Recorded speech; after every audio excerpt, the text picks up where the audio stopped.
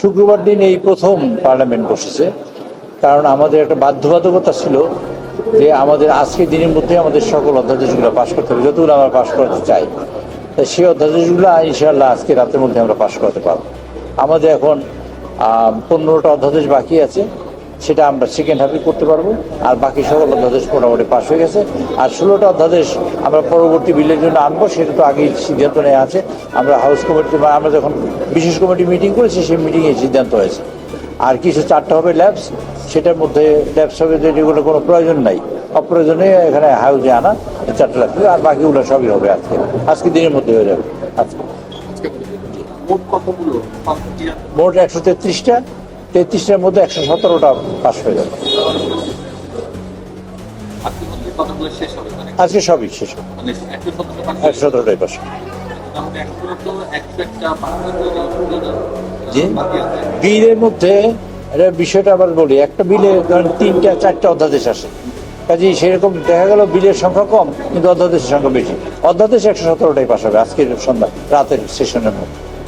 আজকে যেটি শুরু হলো যে সংযুক্ত নারী আসনের মনোনয়ন ফর্ম দেওয়া শুরু করলেন আপনারা, বিষয়টা একটু জানতে চাই যে আপনাদের সাথে তো সম্ভাবনা যুক্ত রয়েছে তিনটি দল, ছোট দল, তাদের জন্য আসলে কি কোনো হয়েছে?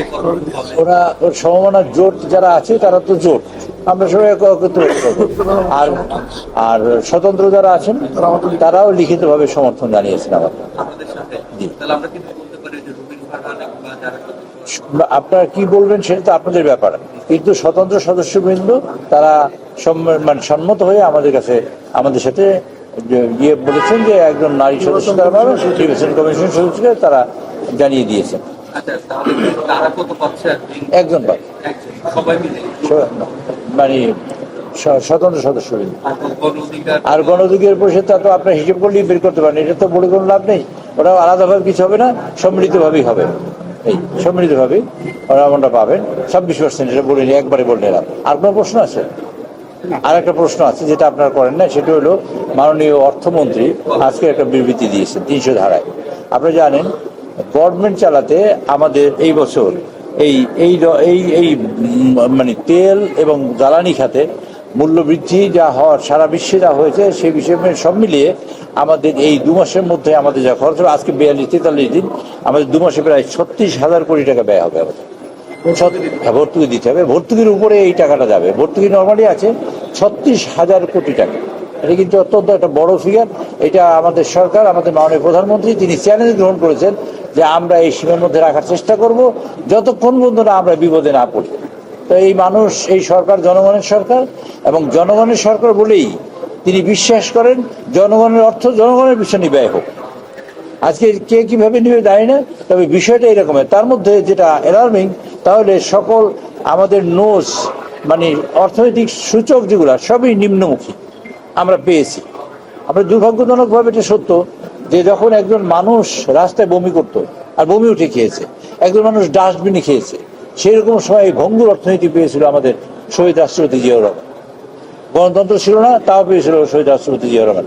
তিনি এসে গণতন্ত্র বিকশিত করেছেন, মাল্টি পার্টি সিস্টেম করেছেন, একই সাথে খাদ্যের স্বয়ংসম্পূর্ণ করেছেন, এবং তিনি তার সময় খাদ্য এক্সপোর্ট করেছেন বাংলাদেশ থেকে। প্রথম সেনেগালের রাজধানী, সেনেগালের তখন প্রেসিডেন্ট ছিল আহমেদ সিকিতুরে, তার মাধ্যমে একটা কন্ট্রাক্ট হয়েছে, বাংলাদেশে খাদ্য রপ্তানি হয়েছে তার সময়। আবার দেখবেন যখন গণতন্ত্র একেবারে ভঙ্গুর, অর্থনীতি ভেঙে পড়েছে, সেই সময় বেগম খালেদা জিয়া আবার ত্রাণকর্তা হিসেবে বসছে। আবার খালেদা জিয়া এটাকে রিবিল্ড করেছেন, রিবিল্ড করে যখন মোটামুটি দাঁড়িয়েছে দেশ, সেরকম সময় আবার দেখেন একটা স্বৈরাচার এসে কাঁধে বসেছে। স্বৈরাচার এদেশে 32 প্রায় আমার হিসেবে, মাননীয় প্রধানমন্ত্রী সেদিন বলেছেন 27 লক্ষ কোটি টাকা, কিন্তু তারপরেও অনেক হিসেবে আসছে, যা তার হিসেবে আসে না হয়তো বা, প্রায় 32 লক্ষ কোটি টাকা। 7টা বাজেট দেওয়া সম্ভব, সেই পরিমাণ টাকা দেশ থেকে লুটপাট হয়েছে। 7টা বাজেট দেওয়া সম্ভব ছিল। কাজে মাননীয় অর্থমন্ত্রী, আমাদের প্রধানমন্ত্রী বলেছেন না, অর্থনীতির নোট যত ডাউন হোক আমাদের সর্বোচ্চ চেষ্টা করব। তার জন্য দেখবেন কিচ্ছুতা সাধন সকল ক্ষেত্রে তিনি করছেন, সকল ক্ষেত্রে কিচ্ছুতা সাধন করছেন। বাংলাদেশের ইতিহাসে কোনো প্রধানমন্ত্রী কখনো শুরু করে এইভাবে কাজ শুরু করেন না। পার্লামেন্টে আজকে একটু হাউজে একটু টেম্পারেচার একটু কমাই দেওয়া হয়েছে, মানে ঠান্ডাটা বাড়ানো হয়েছে। তিনি আবার বলেছেন যে ঠান্ডা বাড়লো কেন, 1 পয়েন্ট কমাতে হয়েছে। কাজে এইরকম কিছুটা সাধন খুব কম দেখেছে। তিনি বলেছেন জনগণের অর্থ, তিনি প্রথম বলেছেন আমি বাংলাদেশের মানুষের প্রধানমন্ত্রী। আর এই দেশের মানুষের গণমানুষের জন্য কাজ করতে চাই। তিনটা জিনিস তিনি পরিহার করেছেন। প্রতিহিংসা রাজনীতি পরিহার করেছেন, তিনি ভয়ের কালচার যেটা ছিল সেটা পরিহার করেছেন, এবং মানুষের মধ্যে যে ভীতি ছিল এবং আশা কমে গেছিল সেই আশা সঞ্চার করার জন্য চেষ্টা করেছেন। আর তিনি বলেছেন এই টাকা মানুষের টাকা, মানুষের প্রয়োজনেই খরচ করবো। তার জন্য তিনি এই 36,000 কোটি টাকার মতো একটা চ্যালেঞ্জ গ্রহণ করেছেন এইবারে জ্বালানি খাতে, মানে এই সমস্যার সমাধান করার জন্য এবং মানুষকে মানে সহযোগিতা করার জন্য। এটাকে তাহলে আর্থিক ভর্তুকি বলা হয়? ভর্তুকির উপরে ভর্তি, বাড়তি টাকা এটা খরচ হবে। কাজে এটা বিশাল ব্যাপার। আমি আপনাদের সহযোগিতা প্রত্যাশা করি। এই গভর্নমেন্টের যে মানে মানে ভালো দিকগুলা সেগুলো যেন আপনারা সঠিকভাবে চিত্রায়িত করেন যাতে এই দেশের মানুষ জানতে পারে। আপনাদের ধন্যবাদ।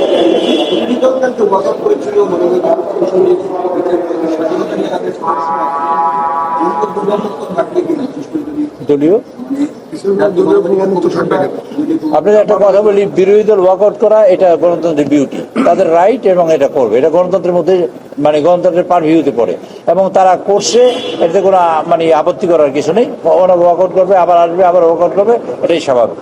তারা একটা কথা বলেছে, আপনার বোধহয় খেয়াল করছেন কি জানি না, আমরা এইভাবে প্রতিবাদ করব এবং আমরা সংসদে থাকবো, ন্যায্য কাজের আমরা সহযোগিতা করবো, কথা বলেছে না আপনাদের বলেছে। কাজে ওনরা মনে করেছে এটা তাদের কথা সঠিক না, কিন্তু আমরা মনে করি আমরা যে কাজটা করেছি সেটা মানুষকে রিয়েলি মানুষের কাছে বিচার বিভাগকে পৌঁছাবার চেষ্টা করেছি। আপনারা তো দেখেছেনই, আমি গতকালকে ব্রিফিংয়ে বলেছি যে আমাদের খায়রুল হকের মতো যে মানুষ জন্মগ্রহণ করেছে এই বিচার বিভাগের মাধ্যমে স্বাধীনতার পরে কি হয়েছে, দেশে গণতন্ত্র ধ্বংস করেছে। কফিনের শেষ পেটটা দিয়েছে খায়রুল হক। তারপর মানিকের মতো লোক জন্মগ্রহণ করেছে, সিনহার মতন লোককে প্রধান বিচারপতিকে লাঠি দিয়ে বের করে দেওয়া হয়েছে দেশ থেকে। এই দেশে বলেছে হোম মিনিস্টারের নেতৃত্বে মিছিল হয়েছে, লাঠি কার মাথায় মারতে হয় তা আমরা জানি এই দেশে, বাংলাদেশে। কাজে এইখানে বিচার বিভাগের নামে বেগম খালেদা জিয়ার